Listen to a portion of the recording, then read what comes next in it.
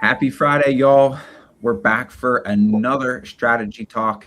I'm Eli Austin, and I'm joined by my partner and co-host, Angie Yasulitis. Today, we're building on a theme we've been unpacking all month. Sales and marketing alignment is no longer the goal. What we're seeing now in 2026 is a shift toward revenue operations, where Yep. marketing, sales, and customer success don't just collaborate, they own or they co-own revenue. For years, this model was simple. Marketing generates leads, sales closes deals.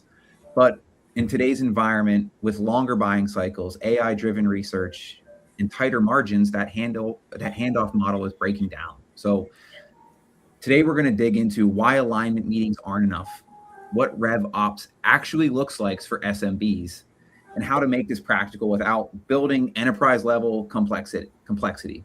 So if you're a B2B leader, this conversation is for you. Ma, why don't we kick this off? Let's start just on some data. I think that's really important for folks as we Yeah. kind of key up this conversation. Yeah. And I think I want to just jump in, before you go into data and just also say, you know, it makes sense. This topic just makes sense. For Yeah. years, we have seen, and, for me going on 30 plus years in marketing, that siloed approach with, we're doing marketing, we're handing over leads, or if not them over, actually seeing them go over to the business development team or your sales team or whatever the terminology is that you use in your business. And then even if you have, like you said, Eli, and I think it was really important, like you have alignment meetings, you Mm-hmm. still don't really know what happens, where breakdown occurs. And over time, what happens is you care less. Yeah. You begin to care less because you hand it off, you do your part, and then you believe if there's a breakdown, it's in that other silo, right? It's not in you. So what sharing alignment to revenue, whether it's just at like KPIs or whatever, that level of sharing, it creates ownership. And Yes. where there's ownership, there is care. And where there's care, there's better results. And that's Amen. not to say that as an agency, we don't care. It's just that sometimes there's just no, there's, you just don't know. No, of course. You And just what you don't don't know. and what you don't know is harmful to you, particularly now in the speed that we move. And I think that's Yeah. why it's so important for this evolution, right? This shift toward revenue operations. It creates, to your point, I love how you use the term ownership. To me, in my brain, I think about accountability, right? So as you know, I've sat in the sales seat. I'm accountable for X. But if I don't get the leads that come across, then how am I supposed to meet X? And I don't, there's the accountability piece, right? And I also then, if I'm getting handed leads, it's the conversation back. You know, we oftentimes we see there's just a miss on understanding where our deal's breaking down. Like how to, Yes. if where are things stalling out? That's a really important note for marketing so they can support sales further and further. So I love this shift. I think we've been No. doing this for quite some time. And frankly, it started at alignment meetings. That's where it Yeah. started. And it's great to see this go forward, but to really give you some meat to this and to understand the impact, it's not just cultural. It's truly a financial impact. We have seen in some of the research that we're doing, companies that have alignment, they achieve over 100% higher goal attainment, and they see 38% higher sales win rates. So that's a huge piece, is that this isn't just cultural, it's also financial impact that we're seeing throughout the B2B space. And it looks like we may have some technical difficulties going on, but that's totally fine. We'll keep rocking with it. So to kind of to start there and to take the data further, right? This is a financial impact, but really, how does this break down, and what are we seeing in the B2B space? Because we play a lot in the B2B space. Ultimately, it's in the modern B2B, or as a modern B2B buyers, we're spending more time researching before we even speak to sales.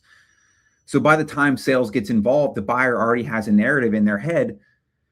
And if marketing and sales aren't aligned, that message, that narrative that we're creating, it becomes fractured.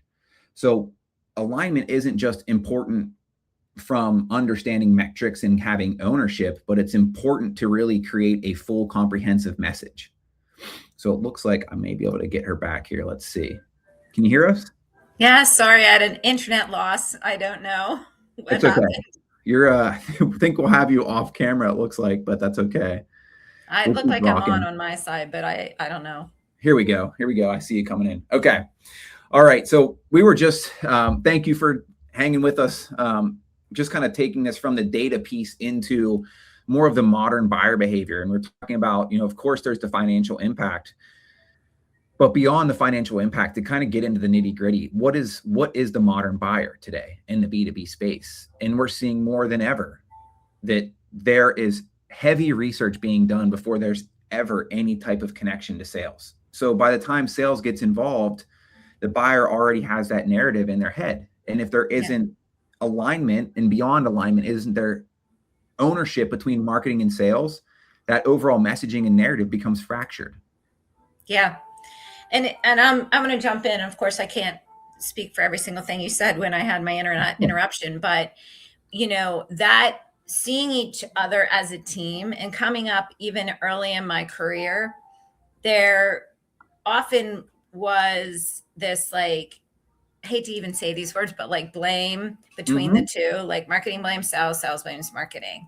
And I think that really smart leaders right now, because look, there's so many amazing things going on that make marketing very rich in terms of the ability to execute quickly and put out more content and all of that.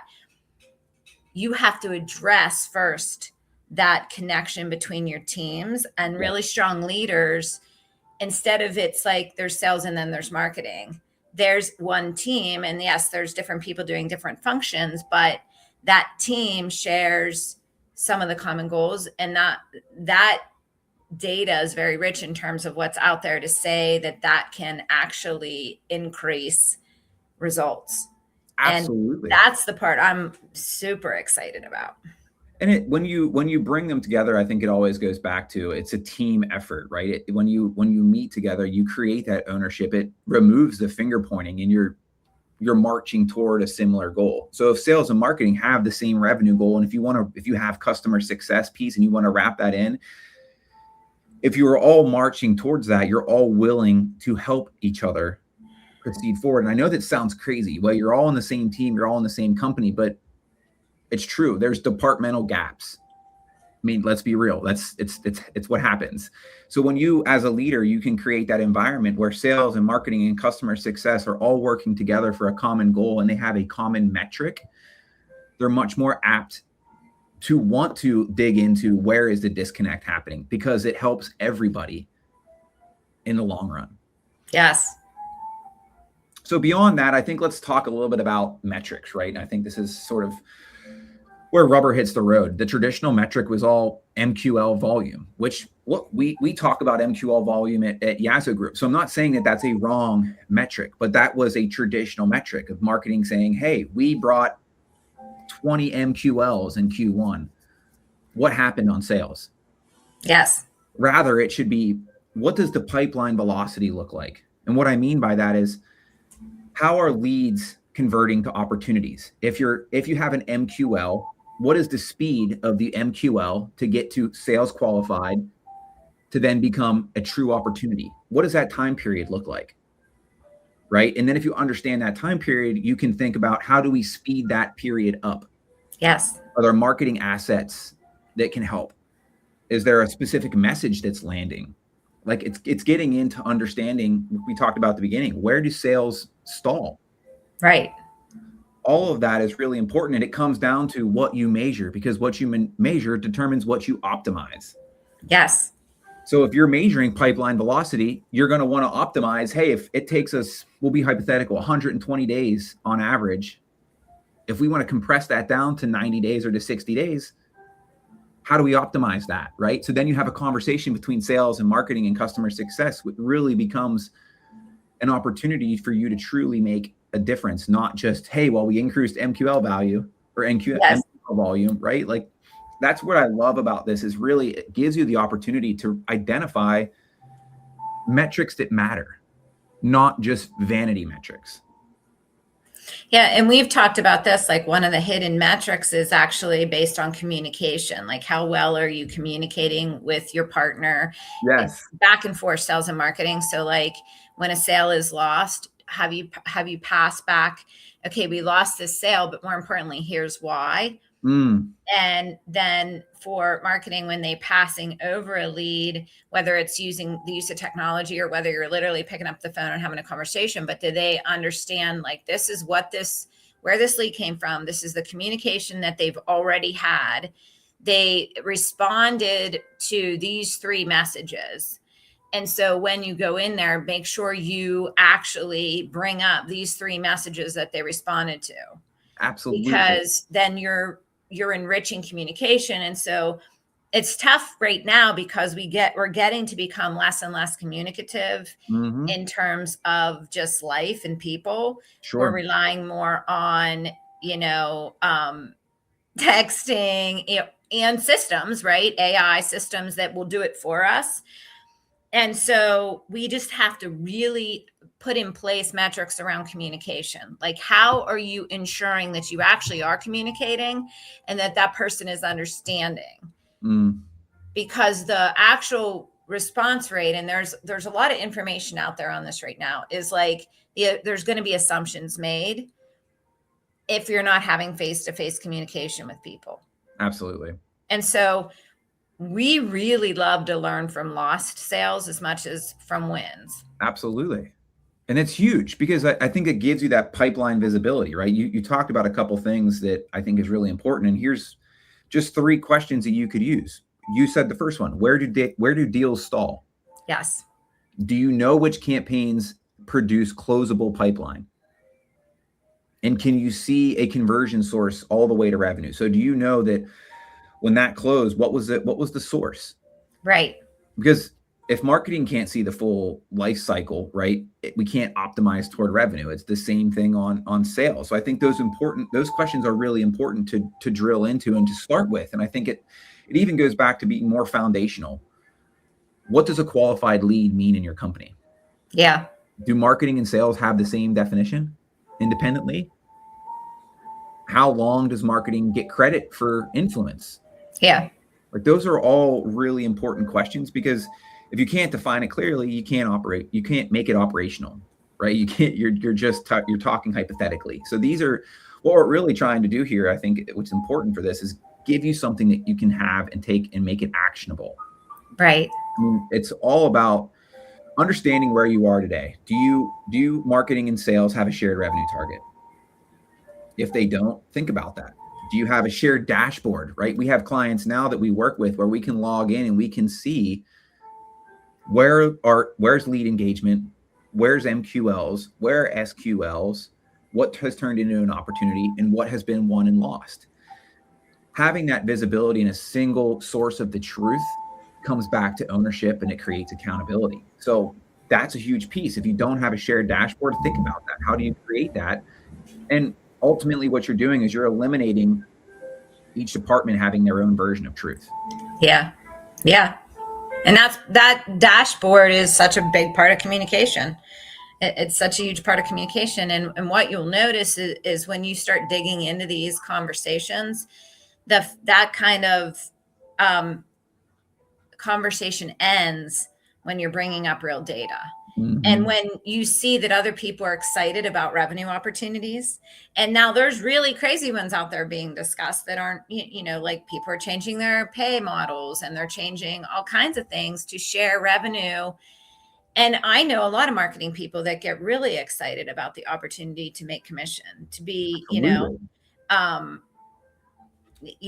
that if their leads, and maybe it's a smaller portion of what a salesperson gets, but it's like if these qualified leads are coming from marketing, they're sharing in the win with the idea that by sharing in the win, they are going to continue to want to learn why Incentivize. was that a win, and Absolutely. brainstorm and get creative and think about like what are we not doing to get more like this in the pipeline. So it's super exciting and it's not new, No. but it's a relook at how do we make this happen in today's environment? Because the environment is changing and it's becoming more technical and less relationship and between the departments, and we need to have that high touch point. It absolutely also leans into scalability, which I know is something that you and I have talked a lot about internally at YaZo. And I think it's a big piece for B2B leaders is, okay, this is great, but is it scalable? Yep. And to me, this shift is actually integral to making this revenue operations piece scalable. Because if you have everything that's fractured, how can you scale it?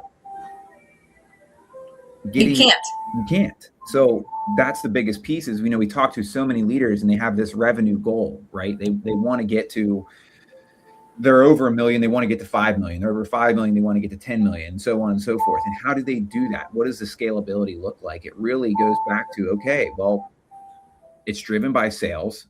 That's influenced by marketing. Sales also then is customer success. So there's the retention piece. All of those things shouldn't play in separate sandboxes. They should be playing in the same sandbox. And I think the other thing that people get scared about when you talk about this is they're like, oh my gosh, we have to have more tools in order to do this. It's not more tools. It's shared definitions, it's clean data, and it's a unified dashboard that you meet on regularly. This isn't a software purchase. It's truly like it's an operational governance decision as a leader saying, hey, I want to unify these departments to create scalability and to incentivize you as a team. Yes. And even as an agency, like agencies strive and they want to be held accountable because, they want to understand. And so many times we've talked to marketing teams or a person in a smaller business that doesn't even understand or know the revenue goal of the sales department, but they're doing marketing. So like, to me, it's like, wow, that's eye-opening. Right. But I can look back in my career and say that was true probably for me in some of the various roles I've held, that I'm so focused in on one thing in the job and not, so you think about, wow, what were all the missed opportunities along the way? And I think it's the big piece here, and it sounds again so simple, but the feedback piece is so crucial because it is extremely meaningful for both sales, marketing, and customer success to have an understanding of what messaging is working, what's not, and ensuring that narrative, to your point, now that we need to create touch points, that narrative is cohesive across every touch point. Yeah. Because if marketing is telling a specific story and sales is using something else to drive the end, they're never going to get there because the foundation wasn't built with the same narrative. Yeah. So, I mean, that piece is big. And I love the starting points that we've talked through. Like, where do you start with this? Like, how do you start making sure, like the stages, there's more, you need to understand where you're at to know where you need to go. Absolutely. And I think it really just does start with those couple questions. Do marketing and sales have a shared revenue target? Are they measured independently? Do you have a shared dashboard? Like, those are key little things that will help you efficiently move and create it scalable for your own business. And everybody is different. Every business that we work with has a different sales process, a different sales cycle. They have a different message. They have, their storytelling framework is different. So what we tell you may not be an exact fit one-to-one, but it's about finding where you are today, understanding that, and then being able to optimize so you can create efficiencies, which ultimately becomes scalability. Yeah. And we want to know, like, how you're doing it. How are you doing it in your organization? I'd love to hear from you. If you're watching this, how are you making sure marketing and sales are aligned in this new, high tech, rely on lower communication world that we live in? How are you doing it in your organization? And you bring up a great point too, because if you are leveraging technology and you don't have this unified approach, it's actually creating more chaos than it is good. Because you've got technology that's connected that you may have fragmented systems and data. So it's really, we're not telling you to go out and buy a bunch of tools and integrate them without having an understanding of where are you today. Right. Because that lays the foundation. Yeah. And it has a lot to do with this, the not just where you're at in this, but like where you're at as a company. You know, are you a startup? Where, you know, are you a seasoned business? Like, where are you at in order to look at how you need to develop? And so for some people, it's going to be a right now, I need to do this right now.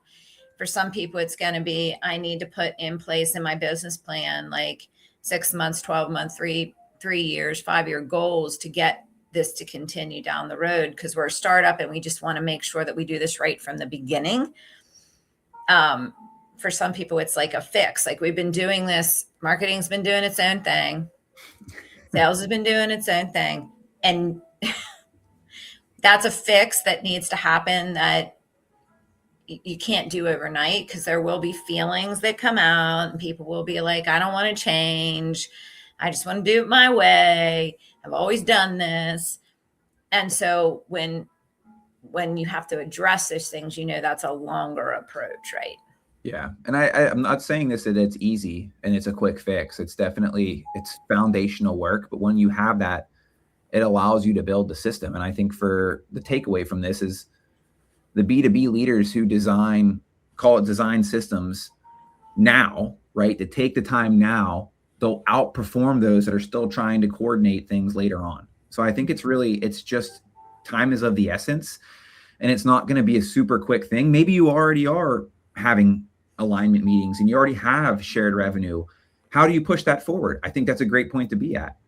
Mm-hmm. So recognize where you are and think about how do you take it forward. That's really what these strategy talks are meant to be, is an opportunity for you to do some reflection and give you an actionable way to push this thing forward. So I love what you said. If you guys are working on this, if you're approaching this in your own business, we'd love to hear how you're approaching it. If you have questions on it or you want to dig into it further, let us know. We'd love to dive into a discovery call with you and see where are there gaps and how do we bridge those gaps together, not only marketing and sales, but as revenue operations. Awesome. Yeah, so, I love it. You know, if you have questions, give us a shout. We appreciate you tuning in, giving us 20 minutes to your day. Thanks for sticking with us through the tech issues. Sorry for my little glitch there. That world that we live in. But have a great rest of your Friday, a blessed weekend. We appreciate you all. We'll catch you on the next one. Be good, everybody. Thanks.